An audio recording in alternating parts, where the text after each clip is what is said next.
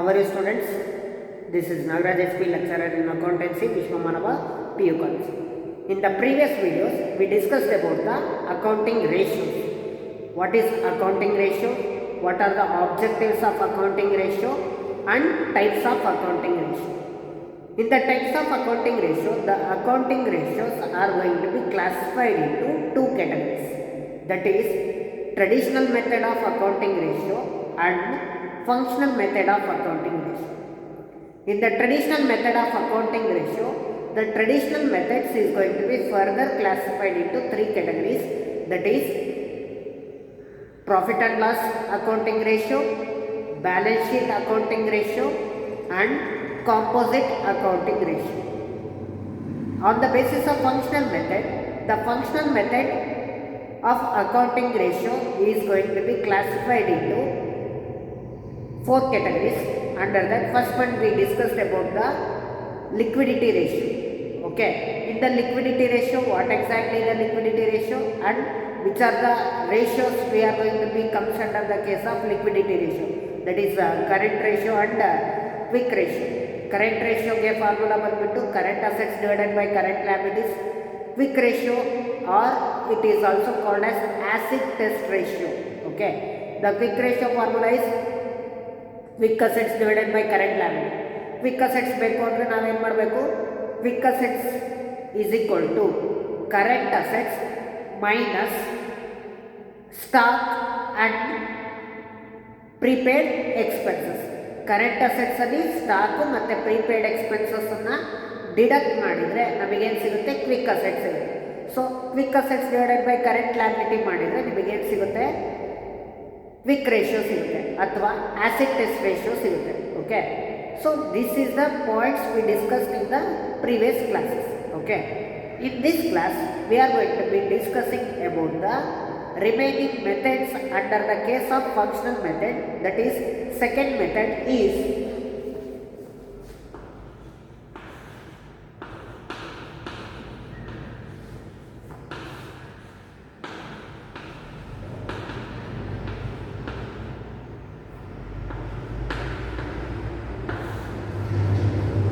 solvency ratios. As the name itself tells that solvency ratio, it is a ratio which is going to be used to determine the capacity of the firm in order to make the payment to the external stakeholders. We are going to be borrow the certain money from the external stakeholders. Take the example of the debenture holders. Debenture holders are going to be lend the money to our business. So if we are going to be borrow the money from the debenture holders, we need to make the payment at the end of the maturity period to the debenture holders.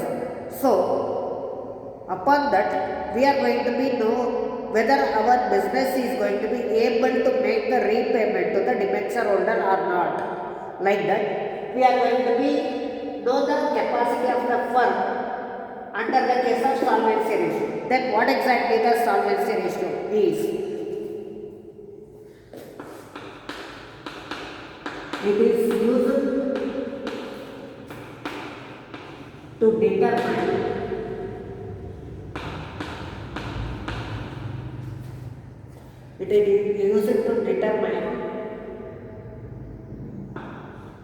the ability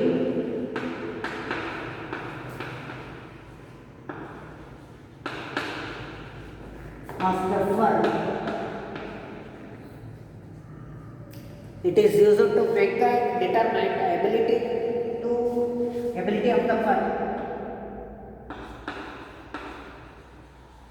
to meet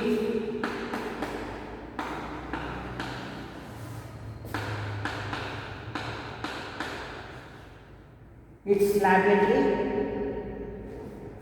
or obligations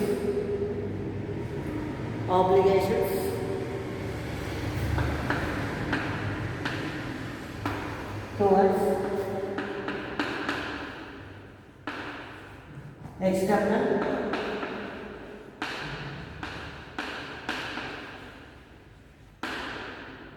stakeholders. See, Solvency ratio, it is a ratio used to determine the ability of the firm. We are going to be check the ability of the firm to make the repayment of debt which is going to be borrowed by the any company. That is, if you are going to be borrow the money from the debenture holders,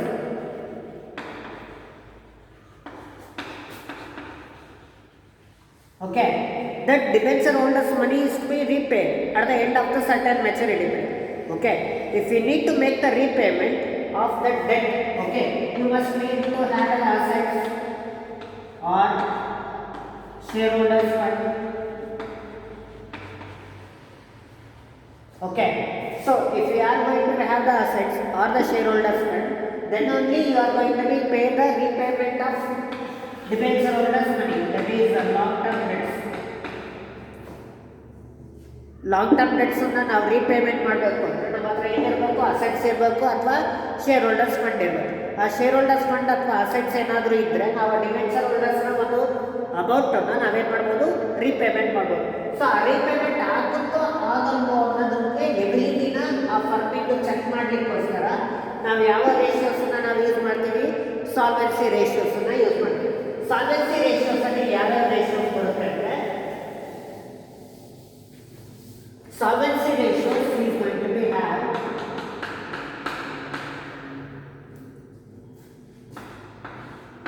debt equity ratio,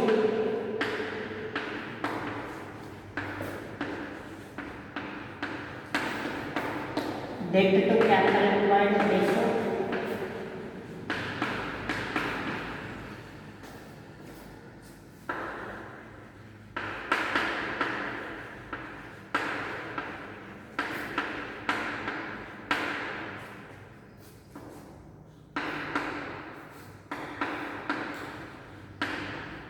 debt to assets ratio,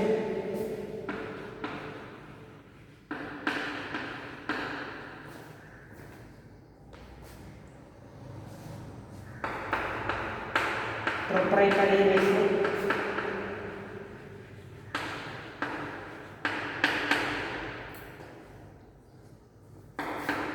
interest coverage ratio.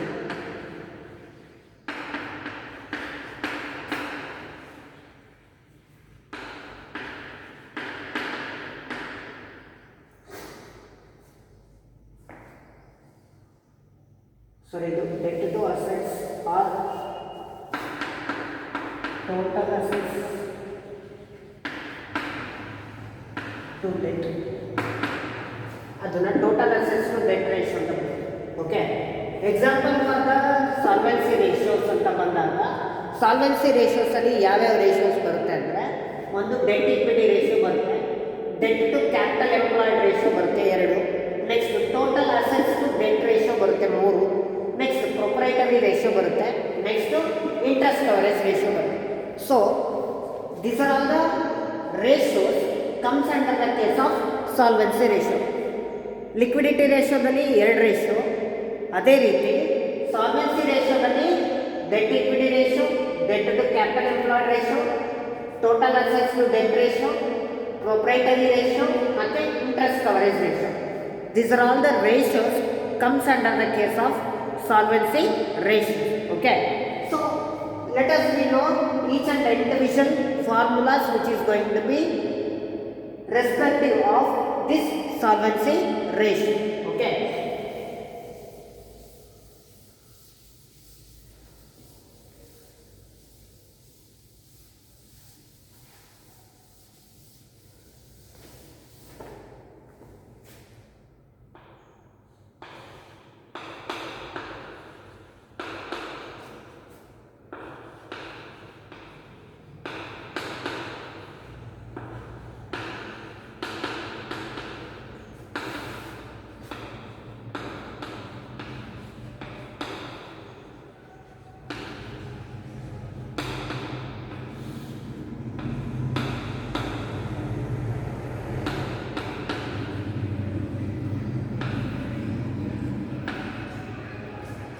Okay, ನೋಡಿ first ಒಂದು ಏನು debt equity ratio.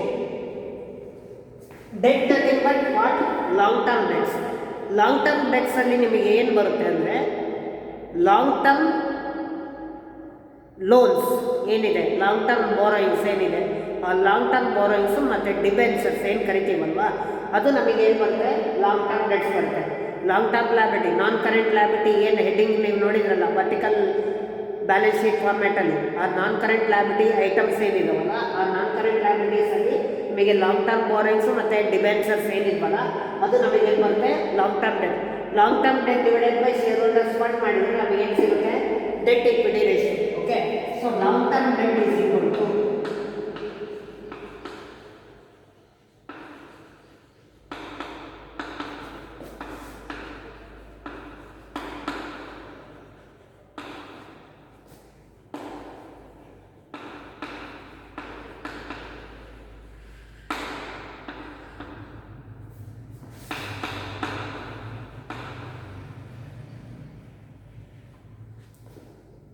Long term ಡೆಟ್ಟಲ್ಲಿ ಏನೇನು ಬರುತ್ತೆ, ಒಂದು long term borrowings ಬರುತ್ತೆ ಮತ್ತು debentures ಬರುತ್ತೆ. ಲಾಂಗ್ ಟರ್ಮ್ ಬಾರೋಯಿಂಗ್ಸ್ ಅಂದರೆ long term loans, the loans which is going to be borrowed by the company for more than 1 year, ಅದೇನಾದರೂ ಇದ್ದರೆ ಅದು ಲಾಂಗ್ ಟರ್ಮ್ ಬಾರೋಯಿಂಗ್ಸ್. ಆ ಲಾಂಗ್ ಟರ್ಮ್ ಬಾರೋಯಿಂಗ್ಸು ಮತ್ತು debentures ಯಾವ್ದ್ರಲ್ಲಿ ಬರುತ್ತೆ, ಲಾಂಗ್ ಟರ್ಮ್ ಡೆಟ್ಟಲ್ಲಿ. ಇವಾಗ ಬ್ಯಾಲೆನ್ಸ್ ಶೀಟಲ್ಲಿ ಲಾಂಗ್ ಟರ್ಮ್ ಡೆಟ್ಟಲ್ಲಿ ಏನು ತಗೋಬೇಕು ಸರ್ ಅಂತ ನಿಮ್ಮ ಮೈಂಡಲ್ಲಿ ಬರುತ್ತೆ. ಡಿಬೆಂಚರ್ಸ್ ಇತ್ತಾ, ಅದು ಯಾವ್ದ್ರಲ್ಲಿ ಬರುತ್ತಪ್ಪ, long term debt. Long term borrowings ಇತ್ತಾ, ಅದು ಯಾವ್ದ್ರಲ್ಲಿ ಬರುತ್ತಪ್ಪ, long term debt. Okay, so long term ಡೆಟ್ಟಲ್ಲಿ ಏನು ಬರುತ್ತೆ, ಲಾಂಗ್ ಟರ್ಮ್ ಬಾರೋಯಿಂಗ್ಸ್ ಬರುತ್ತೆ ಮತ್ತು ಡಿಬೆಂಚರ್ಸ್ ಬರುತ್ತೆ. ಸರ್ ಹಾಗಾದರೆ ಶೇರ್ ಹೋಲ್ಡರ್ಸ್ ಫಂಡಲ್ಲಿ ಏನೇನು ಬರುತ್ತೆ, share holders fund equals share capital plus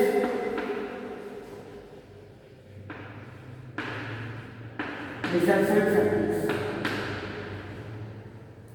ನೋಡಿ, ಬ್ಯಾಲೆನ್ಸ್ ಶೀಟಲ್ಲಿ ಫಸ್ಟ್ ಹೆಡಿಂಗ್ ನಿಮಗೆ ಗೊತ್ತಿದೆ, ಶೇರ್ ಹೋಲ್ಡರ್ಸ್ ಫಂಡ್ ಬರುತ್ತೆ. ಈಕ್ವಿಟೀಸ್ ಆ್ಯಂಡ್ ಲ್ಯಾಬಿಲಿಟೀಸ್ ಪಾರ್ಟಲ್ಲಿ ಫಸ್ಟು ಶೇರ್ ಹೋಲ್ಡರ್ಸ್ ಫಂಡು, ಆಮೇಲೆ ನಾನ್ ಕರೆಂಟ್ ಲ್ಯಾಬಿಲಿಟಿ, ಆಮೇಲೆ ಕರೆಂಟ್ ಲ್ಯಾಬಿಲಿಟಿ, ಆಮೇಲೆ ಅದರ್ ಕರೆಂಟ್ ಲ್ಯಾಬಿಲಿಟಿ, ಆ ಥರ ನೀವು ಬರೀತಾ ಇದ್ದೀವಿ, ಹೌದಾ?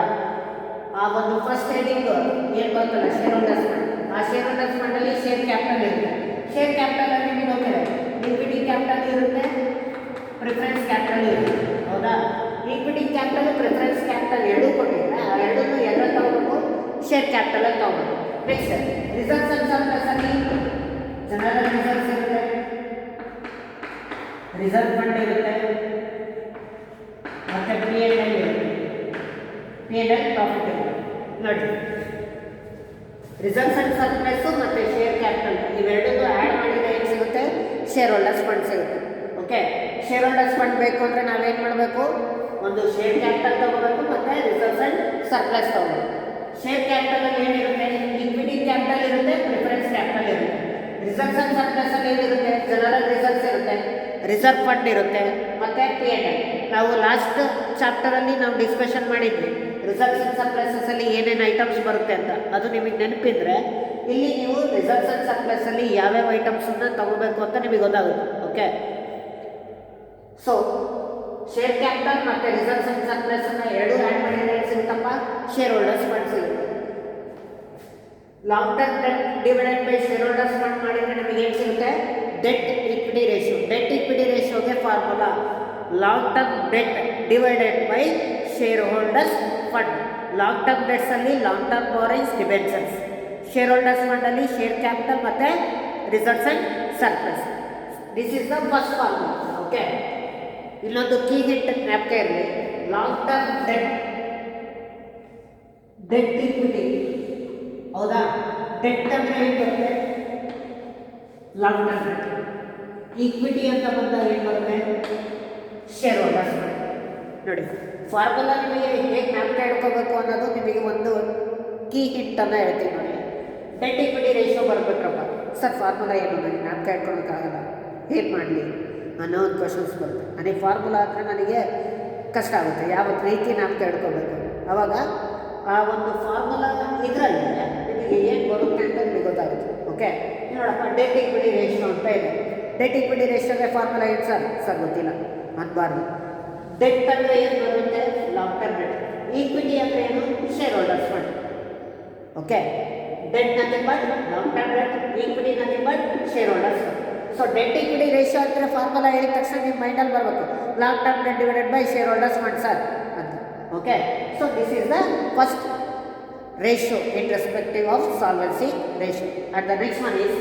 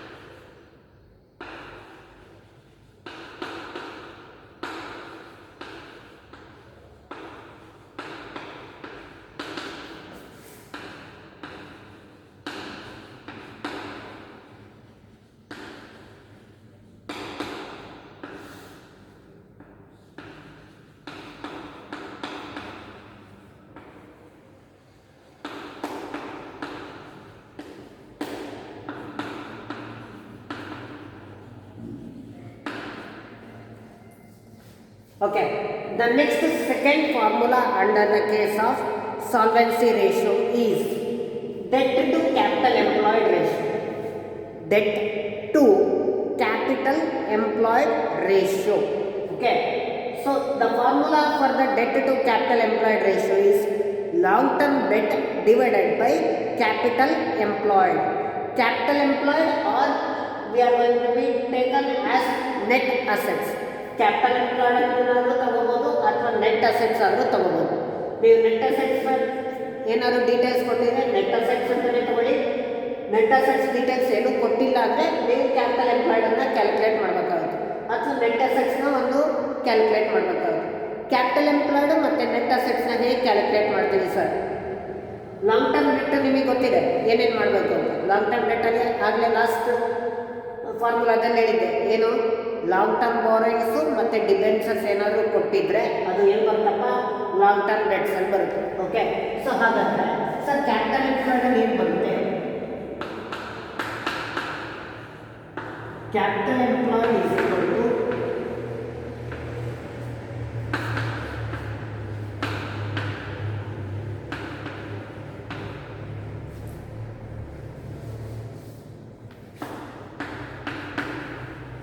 shareholders fund plus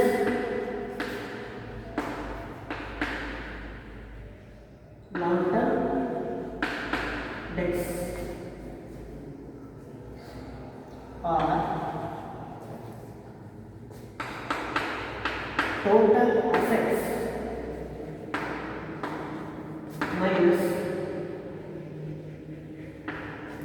current liability. See, capital ಎಂಪ್ಲಾಯ್ಡನ್ನು ಕ್ಯಾಲ್ಕುಲೇಟ್ ಮಾಡಲಿಕ್ಕೆ ನಮಗೆ 2 ways ಇದೆ, 2 ದಾರಿ ಇದೆ. ಓಕೆ, ಒಂದು ಶೇರ್ ಹೋಲ್ಡರ್ಸ್ ಫಂಡ್ ಮತ್ತು ಲಾಂಗ್ ಟರ್ಮ್ ಡೆಟ್ಸನ್ನು ಎರಡು ಆ್ಯಡ್ ಮಾಡಿದರೆ ನಮಗೇನು ಸಿಗುತ್ತೆ? ಕ್ಯಾಪಿಟಲ್ ಎಂಪ್ಲಾಯ್ಡ್ ಸಿಗುತ್ತೆ. ಅಥವಾ ಟೋಟಲ್ ಅಸೆಟ್ಸಲ್ಲಿ ಕರೆಂಟ್ ಲಯಬಿಲಿಟಿನ ಲೆಸ್ ಮಾಡಿದರೆ ನಿಮಗೇನು ಸಿಗುತ್ತೆ? ಕ್ಯಾಪಿಟಲ್ ಎಂಪ್ಲಾಯ್ಡ್ ಸಿಗುತ್ತೆ. ಟೋಟಲ್ ಅಸೆಟ್ಸು ಕೊಟ್ಟಿರ್ತಾನೆ, ಕರೆಂಟ್ ಲಯಬಿಲಿಟಿನೂ ಕೊಟ್ಟಿರ್ತಾನೆ. ಅವಾಗ ಸ್ಟ್ರೈಟ್ ಆಗಿ ನಾವೇನು ಮಾಡ್ತೀವಿ? ಟೋಟಲ್ ಅಸೆಟ್ಸಲ್ಲಿ ಕರೆಂಟ್ ಲಯಬಿಲಿಟೀಸ್ನ ಲೆಸ್ ಮಾಡಿದರೆ ನಮಗೆ ಕ್ಯಾಪಿಟಲ್ ಎಂಪ್ಲಾಯ್ಡ್ ಸಿಕ್ತು ಅಂತ ನಾವು ಕನ್ಸಿಡರ್ ಮಾಡ್ತೀವಿ. ಅಥವಾ ಶೇರ್ ಹೋಲ್ಡರ್ಸ್ ಫಂಡ್, ಇವಾಗ ಟೋಟಲ್ ಅಸೆಟ್ಸ್ ಅಂದರೆ ಟೋಟಲ್ ಅಸೆಟ್ಸ್ ಎಷ್ಟಿರುತ್ತೆ, ಲಯಬಿಲಿಟೀಸು ಅಷ್ಟೇ ಇರ್ಬೇಕಾನೆ. ಸೊ ಟೋಟಲ್ ಅಸೆಟ್ಸ್ ವ್ಯಾಲ್ಯೂ ಎಷ್ಟಿದೆಯೋ ಟೋಟಲ್ ಲಯಬಿಲಿಟೀಸ್ ವ್ಯಾಲ್ಯೂನೂ ಅಷ್ಟೇ ಇರ್ಬೇಕು. ಆ ಲಯಬಿಲಿಟೀಸಲ್ಲಿ, ಲಯಬಿಲಿಟೀಸ್ ಅಂದರೆ ನಿಮಗೆ ಗೊತ್ತಿದೆ, ಲಾಂಗ್ ಟರ್ಮ್ ಲಯಬಿಲಿಟಿನೂ ಇರುತ್ತೆ, ಶಾರ್ಟ್ ಟರ್ಮ್ ಲಯಬಿಲಿಟಿನೂ ಇರುತ್ತೆ, ಹೌದಾ? Long term liabilities, non current liability ಮತ್ತು ಕರೆಂಟ್ ಲಯಬಿಲಿಟಿ ಎರಡೂ ಇರುತ್ತೆ. ಕರೆಂಟ್ ಲಯಬಿಲಿಟಿ ಪಾರ್ಟ್ನ ತೆಗೆದ್ರೆ ಉಳಿದಿದ್ದೇನು? Non current liability. So non current liability ನಮಗೆ ಸಿಕ್ತು ಅಂದರೆ ನಮಗೇನು ಸಿಗುತ್ತೆ? Capital employed. ಟೋಟಲ್ ಅಸೆಟ್ಸಲ್ಲಿ ಕರೆಂಟ್ ಲಯಬಿಲಿಟೀಸನ್ನು ಡಿಡಕ್ಟ್ ಮಾಡಿದರೆ ನಮಗೇನು ಸಿಗುತ್ತೆ? ಕ್ಯಾಪಿಟಲ್ ಎಂಪ್ಲಾಯ್ಡ್ ಸಿಗುತ್ತೆ. ಅಥವಾ share holders fund, share holders ಫಂಡಲ್ಲಿ ಏನೇನು ಇರುತ್ತೆ ಅಂತ ನಿಮಗೆ ಗೊತ್ತಿದೆ. ಒಂದು ಶೇರ್ ಕ್ಯಾಪಿಟಲ್ ಇರುತ್ತೆ ಮತ್ತು ರಿಸರ್ವ್ಸ್ ಆ್ಯಂಡ್ ಸರ್ಪ್ಲಸ್ ಇರುತ್ತೆ. Share capital plus reserves and surplus share holders fund. Okay, next long term ಡೆಟ್ಸಲ್ಲಿ ಏನಿರುತ್ತಪ್ಪ? ಲಾಂಗ್ ಟರ್ಮ್ ಬಾರೋಯಿಂಗ್ಸ್ ಇರುತ್ತೆ ಮತ್ತು ಡಿಬೆಂಚರ್ಸ್ ಇರುತ್ತೆ. Share capital plus reserve and surplus. Shareholders. Long-term debts only debentures, borrowings.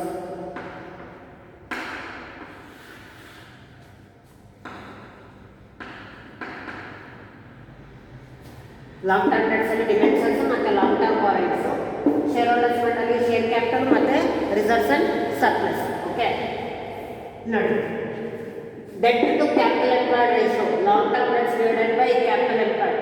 Capital employed ನ calculate ಮಾಡಲಿಕ್ಕೆ share holders fund plus long term debts ಅನ್ನ ಮಾಡಿದ್ರೆ ನಮಗೆ ಏನು ಸಿಗುತ್ತೆ? ಕ್ಯಾಪಿಟಲ್ ಎಂಪ್ಲಾಯ್ಡ್ ಸಿಗುತ್ತೆ.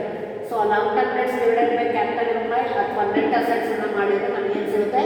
Debt to capital employed.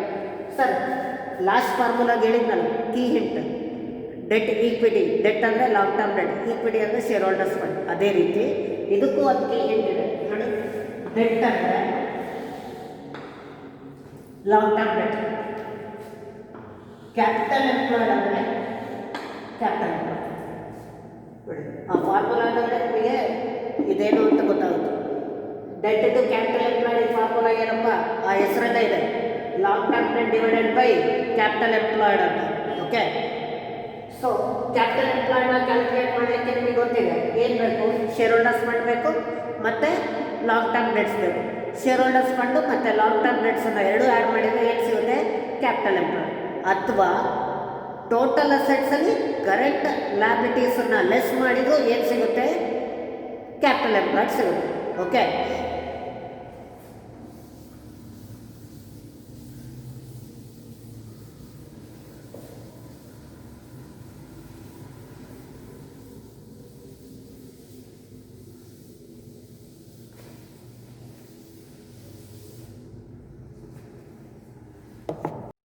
Debt to capital employed ರೇಷಿಯೋನ ನಿಮಗೆ ಫಾರ್ಮುಲಾ ನಾನು ಆಗಲೇ ಬರೆದೆ, long term debts divided by capital employed. ಅದನ್ನು ಇನ್ನೊಂದು ಫಾರ್ಮುಲಾ ಇದೆ. Okay,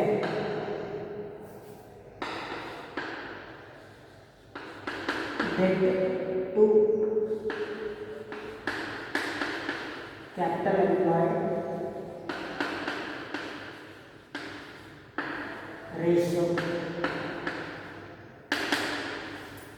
Debt to capital employed ratio, another formula, total assets divided by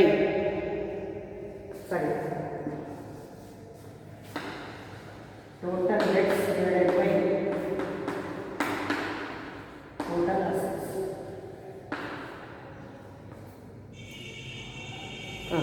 ಇಲ್ಲಿ ನೋಡಿ, ಡೆಟ್ ಟು ಕ್ಯಾಪಿಟಲ್ ಎಂಪ್ಲಾಯ್ಡ್ ರೇಷಿಯೋಗೆ formula long term divided by capital employed, ಅದು ನಿಮಗೆ ಗೊತ್ತಿದೆ. Okay, ಅದ್ರ ಜೊತೆಗೆ ಆ ಫಾರ್ಮುಲಾ ಅಥವಾ ಇನ್ನೊಂದು ಫಾರ್ಮುಲಾ ಏನು ಅಂದರೆ total debts divided by total assets.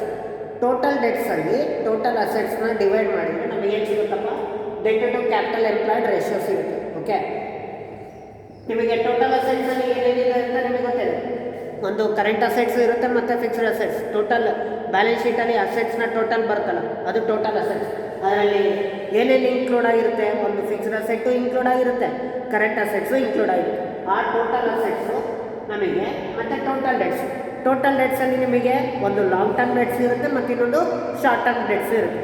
ಆ ಲಾಂಗ್ ಟರ್ಮ್ ಡೆಟ್ಸು ಮತ್ತು short term debts divided by total assets ಮಾಡಿದರೆ ನಿಮಗೆ ಏನು ಸಿಗುತ್ತೆ? Debt to capital employed ratio. ಇದು ಎರಡನೇ. ಓಕೆ, ಮೂರನೇದು ಏನು ಫಾರ್ಮುಲಾ ಇದೆ ಸರ್ ಅಂದರೆ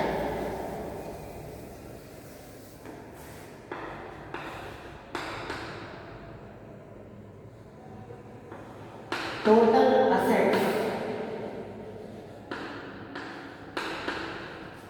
to debt ratio. Third formula is total assets to debt ratio. Okay, total assets to debt ratio formula total assets divided by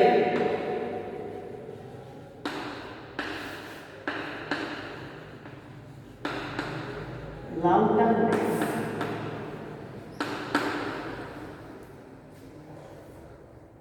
total assets to debt ratio ಅಂತ ಬಂದಾಗ ಇದು solvency ರೇಷಿಯೋದಲ್ಲಿ third ratio. Solvency ರೇಷಿಯೋದಲ್ಲಿ third ratio ಯಾವುದು ಅಂದರೆ total assets to debt ratio. Total ಅಸೆಟ್ಸಲ್ಲಿ ಏನಿರುತ್ತೆ ಅಂದರೆ ಒಂದು ಫಿಕ್ಸ್ಡ್ ಅಸೆಟ್ ಇರುತ್ತೆ, ಕರೆಂಟ್ ಅಸೆಟ್ಸ್ ಇರುತ್ತೆ. ಓಕೆ, ಆ fixed asset current assets divided by long term debts. As usual long term ಡೆಟ್ಸಲ್ಲಿ ಏನೇನಿರುತ್ತೆ, ಲಾಂಗ್ ಟರ್ಮ್ ಬೋರಿಂಗ್ಸ್ ಇರುತ್ತೆ ಮತ್ತು ಡಿಬೆಂಚರ್ಸ್ ಇರುತ್ತೆ. ಓಕೆ, ಸೊ ಇದು third one formula. Next fourth one ಬಂದ್ಬಿಟ್ಟು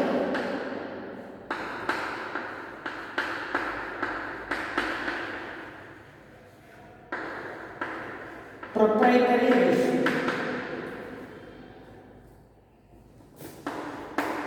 ಪ್ರೊಪ್ರೈಟರಿ ರೇಷಿಯೋಗೆ formula share holders fund divided by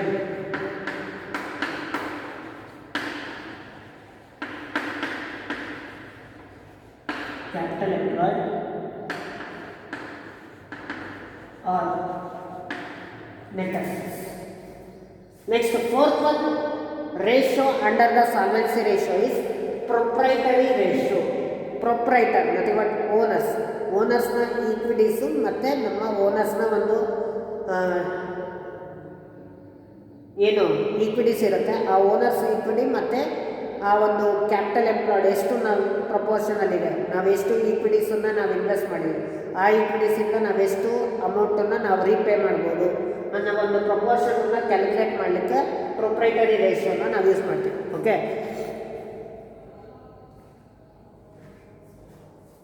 ಇಲ್ಲ ನೋಡಿ, ಯಾಕೆಂದರೆ ಪ್ರೊಪ್ರೈಟರಿ ರೇಷಿಯೋನ ಮಾಡಲಿಕ್ಕೆ ಮೇನ್ ಉದ್ದೇಶ ಏನು ಅಂದರೆ ಶೇರ್ ಹೋಲ್ಡರ್ಸ್ ಫಂಡು ಎಷ್ಟಿದೆ, ಆ ಫಂಡನ್ನು ನಾವು ಎಷ್ಟು ಕಲೆಕ್ಟ್ ಮಾಡಿದ್ವಿ, ಆ ಫಂಡನ್ನು ನಾವು ಯೂಸ್ ಮಾಡಿಕೊಂಡು ಎಷ್ಟು ಅಸೆಟ್ಸನ್ನು ನಾವು ಪರ್ಚೇಸ್ ಮಾಡಿದ್ದೀವಿ. It shows the relationship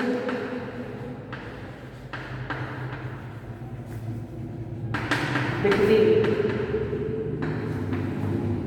equity fund and investment in assets. ಎಷ್ಟು ನಾವು ಈಕ್ವಿಟಿ ಫಂಡನ್ನು ಕಲೆಕ್ಟ್ ಮಾಡಿದ್ವಿ, ಆ ಈಕ್ವಿಟಿ ಫಂಡನ್ನು ಯೂಸ್ ಮಾಡಿಕೊಂಡು ಎಷ್ಟು ಅಸೆಟ್ಸನ್ನು ನಾವು ಪರ್ಚೇಸ್ ಮಾಡಿದ್ದೀವಿ ಅನ್ನೋ ಒಂದು ಎರಡೂ ರಿಲೇಷನ್ಶಿಪ್ಪನ್ನು ತೋರಿಸುತ್ತೆ. ಯಾವುದು proprietary ratio. Proprietary ratio formula ಏನಪ್ಪ, share holders fund divided by capital employed or net assets. Okay, capital employed formula ನಿಮಗೆ ಗೊತ್ತಿದೆ. ಕ್ಯಾಪಿಟಲ್ ಎಂಪ್ಲಾಯ್ಡನ್ನು ಹೇಗೆ ಕ್ಯಾಲ್ಕುಲೇಟ್ ಮಾಡಬೇಕು, ಕ್ಯಾಪಿಟಲ್ ಎಂಪ್ಲಾಯ್ಡನ್ನು ಹೇಗೆ ಕ್ಯಾಲ್ಕುಲೇಟ್ ಮಾಡ್ಬೇಕು ಹೇಳಿ, share holders fund plus long term debts ಎರಡನ್ನೂ ಆ್ಯಡ್ ಮಾಡಿದರೆ ಏನು ಸಿಗುತ್ತೆ, ಕ್ಯಾಪಿಟಲ್ ಎಂಪ್ಲಾಯ್ಡ್ ಸಿಗುತ್ತೆ. ಶೇರ್ ಹೋಲ್ಡರ್ಸ್ ಫಂಡಲ್ಲಿ ಏನಿರುತ್ತೆ, ಒಂದು ಶೇರ್ ಕ್ಯಾಪಿಟಲ್ ಇರುತ್ತೆ ಮತ್ತು ರಿಸರ್ವ್ಸ್ ಆ್ಯಂಡ್ ಸರ್ಪ್ಲಸ್ ಇರುತ್ತೆ. Share capital plus reserves and surplus is equal to share holders fund. Share holders fund plus long term debts is equal to capital employed. Or net assets ಬೇಕು ಅಂದರೆ ಟೋಟಲ್ ಅಸೆಟ್ಸಲ್ಲಿ current ಲಯಬಿಲಿಟಿನ less ಮಾಡಿದರೆ ಏನು ಸಿಗುತ್ತೆ, net assets ಇರುತ್ತೆ. Okay, so share holders fund divided by capital employed ಮಾಡಿದರೆ ಏನು ಸಿಗುತ್ತೆ, ಪ್ರೊಪ್ರೈಟರಿ ರೇಷಿಯೋ. ನೋಡಿ, ಈ formula into total assets, next debt. Okay, next proprietor ಅಂದರೆ ಓನರ್, ಆ ಓನರ್ಸ್ನ ಫಂಡ್ ಅಂದರೆ share holders fund divided by capital employed. Okay, ಇದು ಹಿಂಟ್. ಈ ಎರಡು ಫಾರ್ಮುಲಾ, ಟೋಟಲ್ ಅಸೆಟ್ಸ್ ಅಂದರೆ ಟೋಟಲ್ ಅಸೆಟ್ಸ್ ಬರುತ್ತೆ, ಡೆಟ್ ಅಂದರೆ ಲಾಂಗ್ ಟರ್ಮ್ ಡೆಟ್ ಬರುತ್ತೆ. ಪ್ರೊಪ್ರೈಟರಿ ರೇಷಿಯೋದಲ್ಲಿ ಪ್ರೊಪ್ರೈಟರ್ ಅಂದರೆ ಓನರ್ಸ್, ಆ ಓನರ್ಸ್ನ ಈಕ್ವಿಟಿ ಫಂಡ್ ಏನಿರುತ್ತೆ, ಆ equity fund nothing but share holders fund. Share holders fund divided by capital employed. Okay, so this is the another one formula. Next fifth one formula is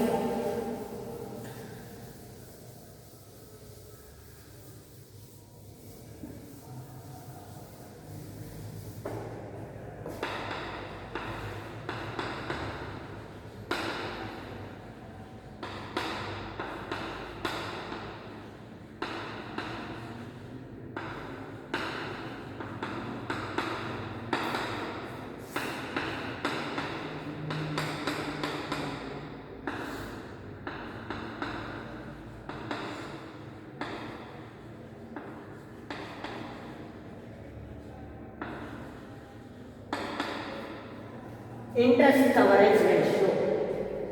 C, interest coverage ratio ಅಂದರೆ ಏನು ಅಂದರೆ if we are going to be borrow the funds from the debenture holders, we need to make the payment of interest to the debenture holders.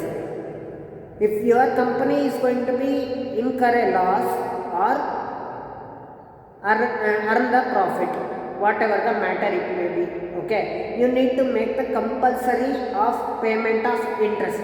ನಿಮ್ಮ business ಲಾಭದಲ್ಲಿದೆಯೋ ಅಥವಾ ಲಾಸಲ್ಲಿದೆಯೋ ಅದು ಗೊತ್ತಿಲ್ಲ. ಲಾಭದಲ್ಲಿದ್ದರೂ ಬಡ್ಡಿನ ಕೊಡಬೇಕು, ಲಾಸಲ್ಲಿದ್ದರೂ ಬಡ್ಡಿನ ಕೊಡಬೇಕು. ಯಾರಿಗೆ ಬಡ್ಡಿ ಕೊಡ್ತೀರಾ? ಡಿಬೆಂಚರ್ ಹೋಲ್ಡರ್ಸಿಗೆ. ಆ ಡಿಬೆಂಚರ್ ಇಂಟ್ರೆಸ್ಟನ್ನು ಪೇ ಮಾಡಬೇಕು ಅಂದರೆ ನಿಮ್ಮ ಬಿಸ್ನೆಸ್ಸಲ್ಲಿ ಆ ಫಂಡ್ಸ್ ಇದೆಯೋ ಇಲ್ವೋ ಅಂತ ಚೆಕ್ ಮಾಡಲಿಕ್ಕೋಸ್ಕರ ನಾವು ಇಂಟ್ರೆಸ್ಟ್ ಕವರೇಜ್ ರೇಷಿಯೋನ ನಾವು ಯೂಸ್ ಮಾಡ್ತೀವಿ. ನಿಮಗೆ PBIT ಈ ವರ್ಡನ್ನು ಕೇಳಿರಬೇಕು. Profit before interest and tax ಇಲ್ಲಿ ಕೇಳಿದ್ರಿ. ಫೈನಾನ್ಷಿಯಲ್ ಸ್ಟೇಟ್ಮೆಂಟ್ಸಲ್ಲಿ, ಓಕೆ, ಫೈನಾನ್ಷಿಯಲ್ ಸ್ಟೇಟ್ಮೆಂಟ್ಸಲ್ಲಿ ವರ್ಟಿಕಲ್ ಇನ್ಕಮ್ ಸ್ಟೇಟ್ಮೆಂಟಲ್ಲಿ ನಿಮಗೆ ಹೆಡ್ಡಿಂಗ್ ಜ್ಞಾಪಕ ಇರಬೇಕು. ಒಂದು revenue from operations. Revenue from ಆಪರೇಷನ್ಸ್ನಲ್ಲಿ ಟೋಟಲ್ ಇನ್ಕಮ್ ಸಿಗುತ್ತೆ. ಅಂದರೆ ಸೇಲ್ಸ್ ಮತ್ತು ಅದರ್ ಇನ್ಕಮನ್ನು ಆ್ಯಡ್ ಮಾಡಿದ ಮೇಲೆ ನಮಗೆ ಟೋಟಲ್ ಇನ್ಕಮ್ ಸಿಗುತ್ತೆ. ಆ ಟೋಟಲ್ ಇನ್ಕಮಲ್ಲಿ ಟೋಟಲ್ ಎಕ್ಸ್ಪೆನ್ಸಸ್ನ ಲೆಸ್ ಮಾಡಬೇಕು. ಎಕ್ಸ್ಪೆನ್ಸಸ್ಸಲ್ಲಿ ಬಂದರೆ ಫಸ್ಟ್ ಹೆಡ್ಡಿಂಗ್ ಏನು ಬರುತ್ತಪ್ಪ? Cost of materials consume. ಮತ್ತು ಸೆಕೆಂಡ್ ಒನ್ ಏನು ಬರುತ್ತೆ? Purchase of stock in trade. Third one ಏನು ಬರುತ್ತೆ? Work in progress, that is changes in inventory. Fourth one ಏನು ಬರುತ್ತೆ? Employee benefit expenses. Fifth one ಏನು ಬರುತ್ತೆ? Finance cost. Okay, next sixth one ಏನು ಬರುತ್ತೆ? Other expenses. Next seventh one ಏನು ಬರುತ್ತೆ? Depreciation and amortisation. ಇವಿಷ್ಟು ಎಕ್ಸ್ಪೆನ್ಸಸ್ನ 7 ಎಕ್ಸ್ಪೆನ್ಸಸ್ನ ಆ್ಯಡ್ ಮಾಡಿ ಆ ಇನ್ಕಮಲ್ಲಿ ಲೆಸ್ ಮಾಡಿದರೆ ನಮಗೆ ಸಿಗ್ತಕ್ಕಂಥದ್ದು PBIT. PBIT ಅಂದರೆ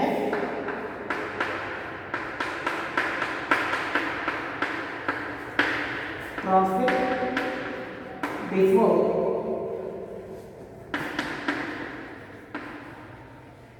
interest and tax.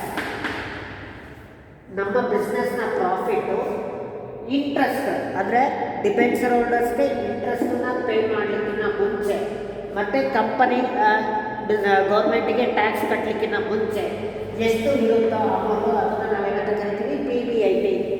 It is an amount which the company is going to be earn before the payment of interest and taxes. ಇಂಟ್ರೆಸ್ಟನ್ನು ಕೊಡಲಿಕ್ಕಿಂತ ಮುಂಚೆ ಮತ್ತು ಟ್ಯಾಕ್ಸ್ನ ಪೇಮೆಂಟ್ ಮಾಡಲಿಕ್ಕಿಂತ ಮುಂಚೆ ಎಷ್ಟು ಇದೆ ಆ ಅಮೌಂಟನ್ನು ನಾವು PBIT.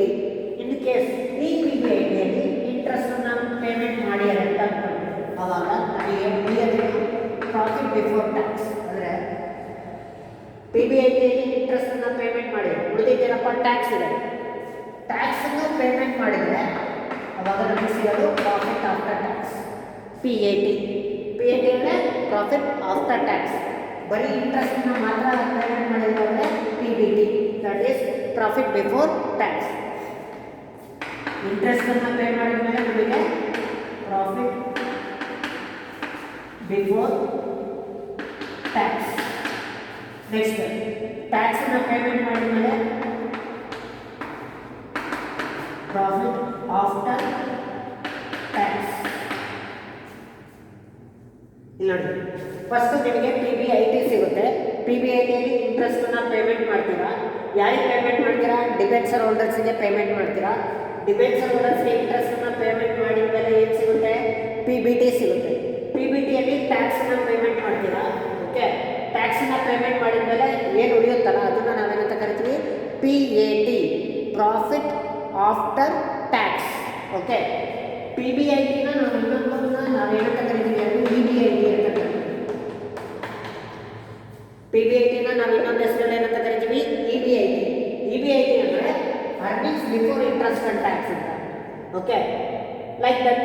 ಅದರಲ್ಲೂ ಇಂಟ್ರೆಸ್ಟನ್ನು ನಾವು ಪೇ ಮಾಡಿದ ಮೇಲೆ EBT ಸಿಗುತ್ತೆ. ನೆಕ್ಸ್ಟ್ ಟ್ಯಾಕ್ಸನ್ನು ನಾವು ಪೇಮೆಂಟ್ ಮಾಡಿದರೆ EAT ಸಿಗುತ್ತೆ. P ಬದಲು ನಾವು ಏನು ಯೂಸ್ ಮಾಡ್ತೀವಿ? E-ನ ಯೂಸ್ ಮಾಡ್ತೀವಿ ಅಷ್ಟೇ ಅಲ್ಲಿ. ಓಕೆ, ನೋಡಿ, ಇಂಟ್ರೆಸ್ಟ್ ಕವರೇಜ್ ರೇಷಿಯೋದಲ್ಲಿ ನಮಗೆ ಏನು ಬೇಕು? PBIT ಬೇಕು ಮತ್ತು interest on long term debts ಬೇಕು. PBIT ನಮಗೆ ಬೇಕು ಅಂದರೆ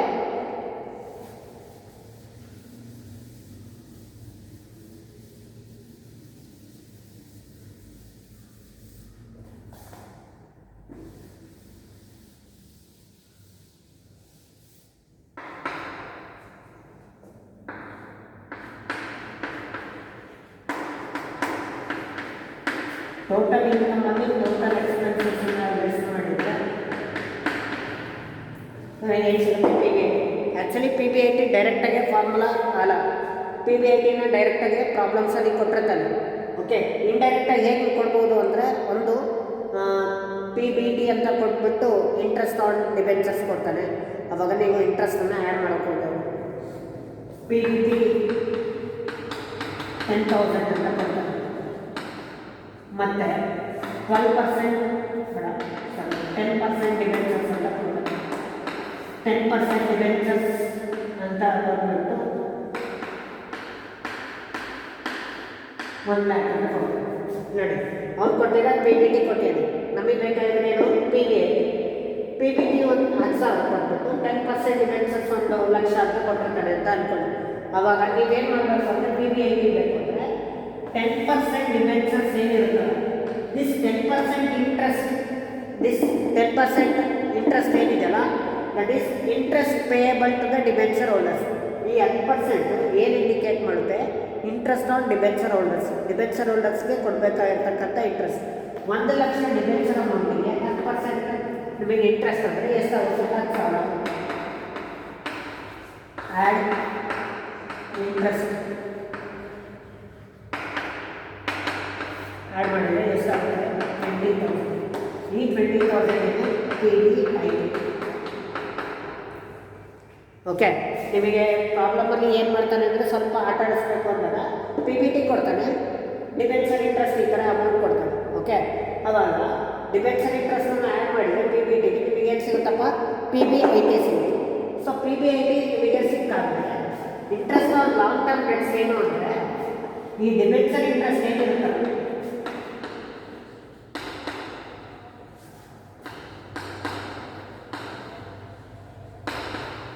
ಈ debenture interest on long term debts.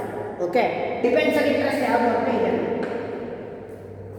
ಈ 10% 5% ಡಿಬೆಂಚರ್, 6% ಡಿಬೆಂಚರ್ಸ್, 7% ಡಿಬೆಂಚರ್, 15% ಡಿಬೆಂಚರ್ಸ್, ಅವ್ರು ಏನಾದರೂ ಕೊಡಲಿ, ಆ ಡಿಬೆಂಚರ್ಸ್ನ ಹಿಂದ್ಗಡೆ ಏನು ಪರ್ಸೆಂಟೇಜ್ ಇರುತ್ತಲ್ಲ ಅದನ್ನು ನಾವೇನು ತಗೊಂಡಿವಿ?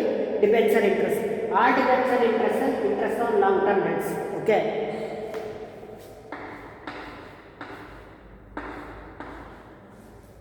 $10 ಏನು? Debenture interest on long term debts ಏನು? Debenture interest. ಇವಾಗ debenture interest on long term debts ಅಂದರೆ ಏನಪ್ಪ? ಡಿಬೆಂಚರ್ಸ್ ಅಮೌಂಟ್ ಏನಿರುತ್ತೆ ಆ ಡಿಬೆಂಚರ್ ಅಮೌಂಟಿಗೆ ಇಂಟ್ರೆಸ್ಟ್ ಆನ್ ಡಿಬೆಂಚರ್ಸನ್ನು ಕ್ಯಾಲ್ಕುಲೇಟ್ ಮಾಡಿದರೆ ನಮಗೆ ಏನು ಸಿಗುತ್ತೆ? Interest on long term debts ಇರುತ್ತೆ. P B I T divided by interest on long term. P B I T ಎಷ್ಟಿದೆ? 20,000. Interest on long term debts ಎಷ್ಟು? 10,000. ಓಕೆ, 20,000 ಡಿವೈಡೆಡ್ ಬೈ 10,000 ಮಾಡಿದರೆ ಏನು ಸಿಗುತ್ತೆ? ಇಂಟ್ರೆಸ್ಟ್ ಕವರೇಜ್ ರೇಷಿಯೋ ಸಿಗುತ್ತೆ. ಓಕೆ, ಸೊ ಇಂಟ್ರೆಸ್ಟ್ ಕವರೇಜ್ ರೇಷಿಯೋನ ಈ ರೀತಿ ನಾವು ಕ್ಯಾಲ್ಕುಲೇಟ್ ಮಾಡ್ತೀವಿ. P B I T divided by interest on long term debts. Interest on long term debts ಅಂದರೆ ಡಿಬೆಂಚರ್ ಇಂಟ್ರೆಸ್ಟ್ ಏನಿರುತ್ತಲ್ಲ ಆ ಡಿಬೆಂಚರ್ ಇಂಟ್ರೆಸ್ಟೇ interest on long term debts. Okay, so this is all about the today's solvency ratio. Okay, up to this what we know that in the functional methods of accounting ratios we know about the first method liquidity ratio and second method solvency ratio. Liquidity ratio ದಲ್ಲಿ 2 formulas ಬರುತ್ತೆ, current ratio ಮತ್ತು quick ratio. Solvency ರೇಷಿಯೋದಲ್ಲಿ ಎಷ್ಟು ಬರುತ್ತೆ? 5 ratios ಬರುತ್ತೆ. First ಒಂದು debt equity ratio, second one debt to capital employed ratio, third one ಬಿಟ್ಟು total assets to debt ratio, fourth one ಬಂದುಬಿಟ್ಟು ಪ್ರೊಪ್ರೈಟರಿ ರೇಷಿಯೋ, ಫಿಫ್ತ್ ಒನ್ ಬಂದುಬಿಟ್ಟು interest coverage ratio. Okay, so ಈ 5 + 2 7 ಫಾರ್ಮುಲಾನ ನೀವೇನು ಮಾಡಬೇಕಾಗುತ್ತೆ? ಕರೆಕ್ಟಾಗಿ ಒಂದು ಕಡೆ ಬರ್ಕೊಂಡ್ಬಿಟ್ಟು ಆ ಒಂದು ಫಾರ್ಮುಲಾದಲ್ಲಿ ಬರ್ತಕ್ಕಂಥ ಸಬ್ ಫಾರ್ಮುಲಾಸನ್ನು ಒಂದು ಕಡೆ ಬರ್ಕೊಂಡು ಆ 7 ಫಾರ್ಮುಲಾಸನ್ನು ನೀವೇನು ಮಾಡಬೇಕಾಗುತ್ತೆ? ಪ್ರಾಕ್ಟೀಸ್ ಮಾಡಿ ಕಲಿಲೇಬೇಕು. ಓಕೆ, ಅದು ಕಲ್ತ್ರೇ ನಿಮಗೆ ನೆಕ್ಸ್ಟು ಏನು ಪ್ರಾಬ್ಲಮ್ಸ್ ಮಾಡಲಿಕ್ಕೆ ನಿಮಗೆ ಹೆಲ್ಪ್ ಆಗುತ್ತೆ. ನೀವು ಫಾರ್ಮುಲಾ ಕಲಿಲಿಲ್ಲ ಅಂದರೆ ನಿಮಗೆ ಯಾವುದೇ ಕಾರಣಕ್ಕೂ ಆ ಪ್ರಾಬ್ಲಮ್ಸನ್ನು ಮಾಡಲಿಕ್ಕೆ ಆಗೋದಿಲ್ಲ. Okay, so keep it in mind, the functional methods is going to be have 5 methods. Okay, sorry, ಅದರಲ್ಲಿ ನಿಮಗೆ ಇನ್ನೂ 2 ಮೆಥಡನ್ನು ನೆಕ್ಸ್ಟ್ ಹೇಳ್ತಾ ಹೋಗ್ತೀನಿ. ಫಸ್ಟ್ ನಿಮಗೆ ಇವಾಗ ಹೇಳಿರೋದು ಎರಡು ಲಿಕ್ವಿಡಿಟಿ ಮತ್ತು ಸಾಲ್ವೆನ್ಸಿ. ಆ ಲಿಕ್ವಿಡಿಟಿ ಮತ್ತು ಸಾಲ್ವೆನ್ಸಿಯಲ್ಲಿ 7 ಫಾರ್ಮುಲಾಸ್ ಏನು ಬರುತ್ತೆ, 7 ಫಾರ್ಮುಲಾಸನ್ನು ಕರೆಕ್ಟಾಗಿ ಬರೆದು ಪ್ರಾಕ್ಟೀಸ್ ಮಾಡಿ. Okay, so in the upcoming class we are going to be discuss the remaining aspects. Thank you.